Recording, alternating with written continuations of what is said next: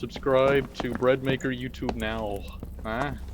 Hello everyone, welcome back to the 9th episode of our Rogue Zero to Hero. We have finally hit level 15, and that means it is time to prepare for running some high rollers. This video is going to be about exactly how to prepare for high rollers, what stats you want, what do you want to go in with, how do you want to play, what perks, what skills, all of that good stuff. We are going to talk about it, and if you find value, make sure you subscribe, leave a comment. It helps insanely a lot with the algorithm. But you might be wondering, where do I get this information from, or how do I know what to build? And the place that I base how I build my rogue outside of this Zero to Hero series is from the #1 person on the Goblin Caves leaderboard, Dimo and Steezy.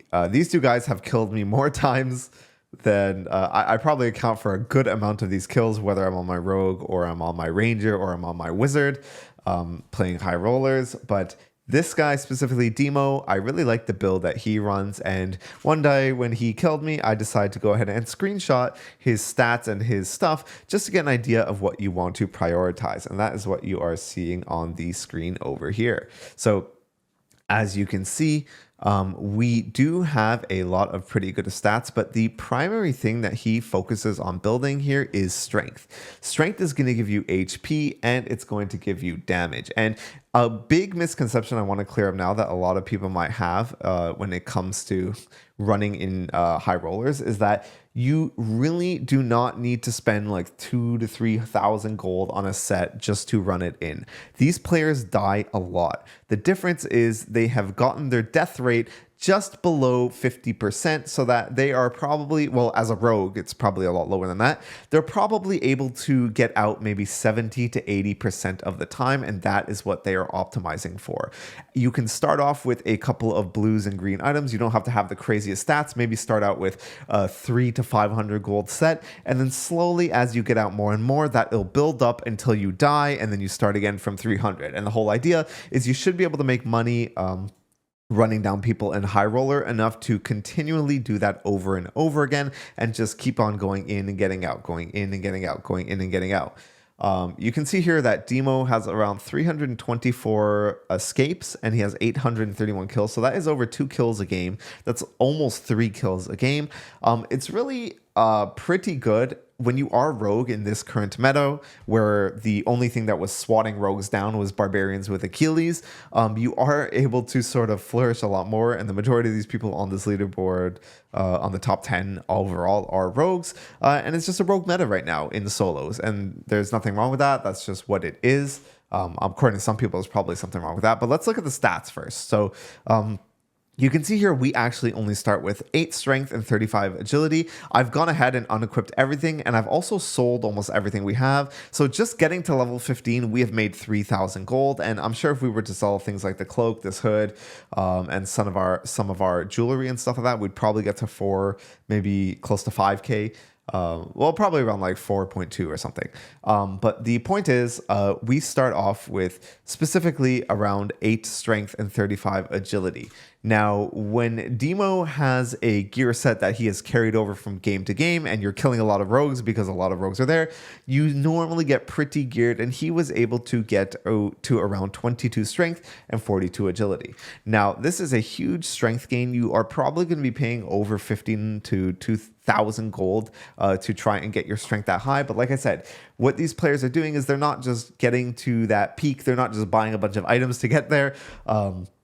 They are just bringing in maybe a tiny bit of items, a lot of white items, and probably a good dagger. And notably, a lot of the stuff that will have in abundance are rings and pendants, which are probably the most important things to give you stats, because they're killing a lot of players that are getting a ton of rings and pendants. Other than that, honestly, what you could do is just go for a pretty cheap dagger. You could probably find a decent blue dagger for like 50 to 100 gold.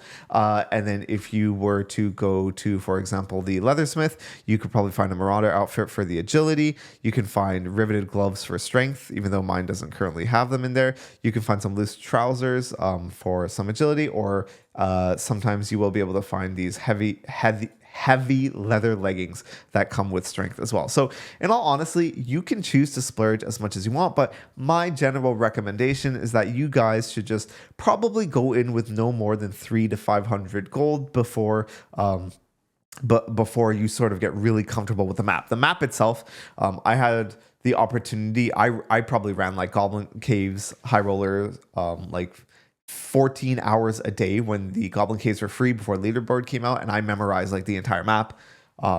And a lot of this is just knowing how to position and knowing the map and stuff like that. You really don't need to go too crazy on the gear.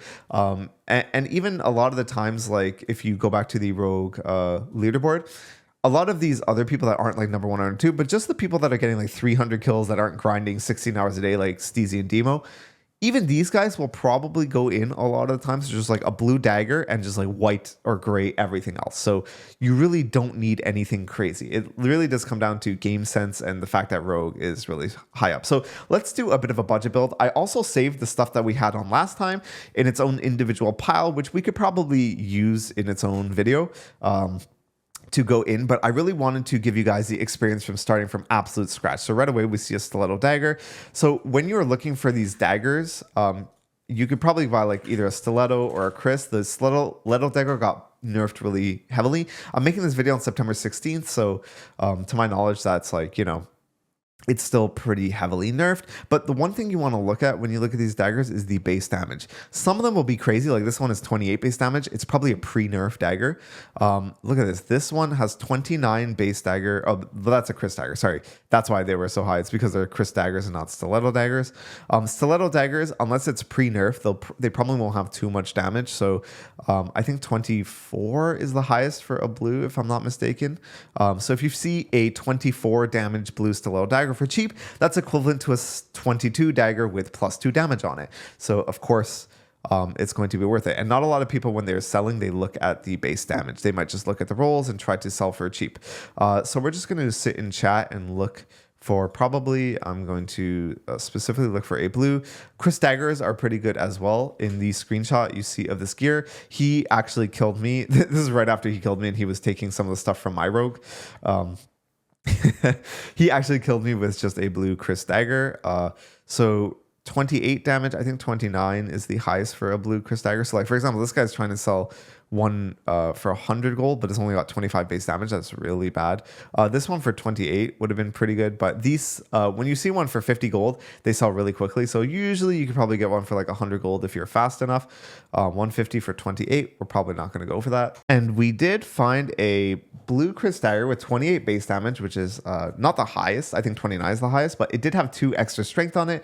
So it's essentially like a 30 base damage dagger, and it gives us that 2 extra HP from strength. So that is a really good find for 120 gold and very well worth it. So we are going to stick with this. And a lot of the times, by the way, if you want to save time, you can sort of do your shopping in bundles.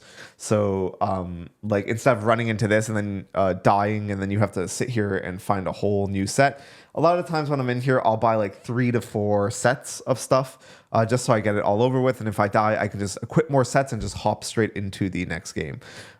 So maybe we're going to buy 1 or 2 more daggers.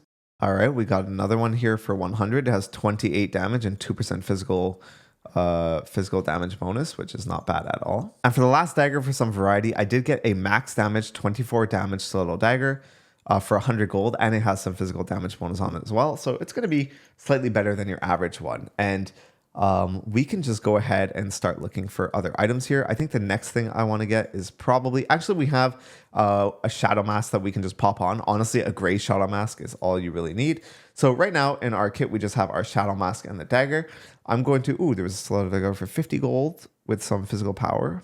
I think someone got to him before I did. Yep, so that's fine. We can go ahead and see what our merchant has. So this Marauder outfit, I highly recommend just getting the default one, honestly. They sell for so much. Rogue stuff is normally pretty expensive, but man, to get one of these Marauder outfits in the shop, it costs so much money. So we're going to go ahead and just get one of the default ones. We're going to see what the tailor has. Nothing great for us. So it hasn't refreshed yet. We could get these leather gloves, but let's see if we can find anything else that is good. Normally in the rogue chat, people are pricing things up super, super high. Like, so for example, if I were to try and find some riveted gloves or even like leather or reinforced gloves, for decent gloves, they are going to cost quite a bit. Actually, this one is not too bad for the price. But what I usually prefer doing is going to like the barbarian chat, because people sell barbarian stuff for pretty low. But the nice thing about rogue is a lot of the gear is shared. So, you know, people build weapon damage. Oh yeah, and by the way, the stats we're looking for are mostly weapon damage, all attributes, strength, or agility. But people, a whole bunch of different classes build that. Like, look at this. Oh my goodness. I wish we caught this. This is an insane deal. And if this was put in the rogue chat, you probably get 300 to 400 gold for these gloves right here. It looks like he sold it. But for example, we get +1 damage and we get the strength for 100 gold in these gloves. That's a pretty good deal. So the barbarian chat, you can find things for so much cheaper. Also, people sell these heavy leather leggings. I guess when people see strength items, they naturally just think of barbarian, but on ranger, rogue, and barbarian, it is so, so useful. This guy's selling again. We're going to see if we can pick these gloves up. Looks like somebody traded him already. All right, and we did find a pretty good deal. Someone's selling heavy leather leggings with agility and riveted gloves with physical damage on it for, like, honestly, if we wanted to flip this, we could go into the rogue chat, and we bought both of these for 200 gold. And I guarantee you we can sell each one of these for probably like this one, probably like, I don't know. Let's try selling it for 400 and just moving down as we go. All right, the gloves alone, we got both of these for 200 gold together, and the gloves alone, we were able to just sell that back for 300 gold. I probably should have kept that for the series, but I just wanted to illustrate you guys how like good it is to just go into the barbarian chat and like just find things being sold for like dirt cheap that you can just like resell to rogues, because for whatever reason the rogues den is heavily overpriced, and I only recommend buying the things that you can only get in the rogue chat. So like things like daggers you can only get in rogue chat, shadow mask you can only get in rogue chat, etc. What we'll probably do is we'll probably keep the heavy leather leggings. I'm going to buy a couple more marauder outfits just to keep in our inventory, just so we have like some more replacement leggings to go, or marauder outfits to go in with. And I'll probably just honestly suit up with these leather gloves. In terms of boots, we can go bare feet. It's not that big of a deal. And like we have a pretty nice budget a budget setup. We got the dagger for like 120 gold, these really good leggings. Now, when it comes to rings and stuff, the strength and agility rings cost a ton. So you're going to be looking for these rings of courage. And if you can find any for like 50 gold each, they're okay to get them for 50 gold each. If it just for the one strength, it's like somewhat decent. If you can get it with an extra thing on it that's actually useful, it's even better. So this guy's selling 2 of them for 100 gold. You save a bit on taxes by buying in a bundle, but there's no really other good stats on it. I like to be a bit greedy and wait until a nice cheap one comes off. This guy's selling a whole set: physical power, strength, and actually that's a really good bundle for 200 gold. We're gonna go ahead and pick that up. We got these all attributes ring of survival with strength on it. It like looks bad because it's a ring of survival and it's resourcefulness and nobody's searching for that, but in all honesty, that is pretty good. So 120 for the dagger. These heavy leather leggings, we essentially made money buying them because we sold the gloves with it, but you could assume these would have sold for like 100 or something in the barbarian chat, 100 or 50 or something. And then we got the jewelry set for 200 gold. So we're running like a 400 gold setup. And in fact, I'm probably just going to save this ring, which is probably worth 100 on its own, and just call this a 300 pretty budget gold setup. The next thing you want is you want to go in, and the amount of potions and stuff you buy is up to you. Killing a player, you're probably going to get your stuff back, but I like to get I like to be a bit like stingy with it.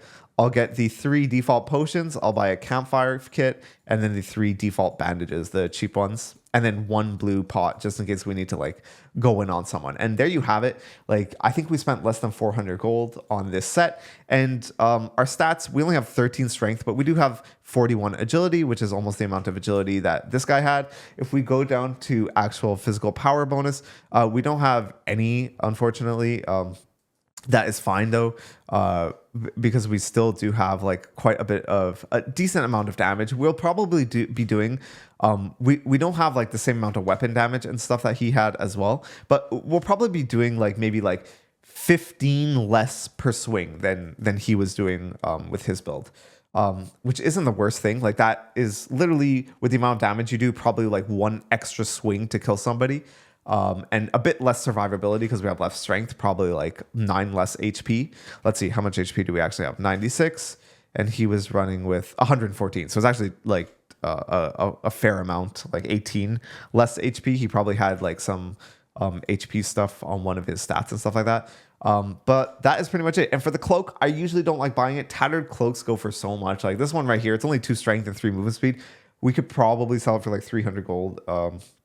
If we wanted to, but this is what the budget rogue build that you should be running to sort of learn how high roller works, learn the map and stuff like that, and still give you like odds to go ahead and like kill people. We did have some like decent stuff in our stash that we could have used as well, but I just wanted to create this kit just from scratch to show you guys what it looks like. Oh, I was almost about to queue up, but I realized we're just doing money stuff here in this video. But the last thing I'm going to talk about is perks and skills. So in terms of perks and skills, I really like the way he builds it. So he actually does run double jump. It'll help you get out of a lot of binds. And the middle room is sort of like a ranger's playground. There's 2 ranger's playgrounds in this map, actually. It's the middle room and the middle top room where all those cages are on this map. And it is just a ranger's playground. Having double jump allows you to take so many shortcuts on this map, especially when you're in that middle room. There are so many ways you can get up very quickly. I don't even like remember most of them, but if you just watch like one of these top rogues play, you'll be able to see how they utilize the map with double jump, and it is just so good. The next thing we're going to do is we're going to switch out Jokester, and we're actually going to take, where is it? We're actually going to take Thrust. This will help us kill a lot of geared lobsters, aka fighters that have a lot of armor, as well as solo clerics. So it is pretty nice to have that over Jokester, because we're already building like a decent amount of stats by ourselves. Although Jokester would help us get a tiny bit closer to his stat line. So I sort of like Jokester, especially if you're playing solo, especially if you're playing together. It's really OP, but solo I still like it. But we're just going for the build that he is doing right now. And then the other 2 he takes are just stealth and ambush, which we've been using throughout the series. So you should know how it works, as well as weak point attack.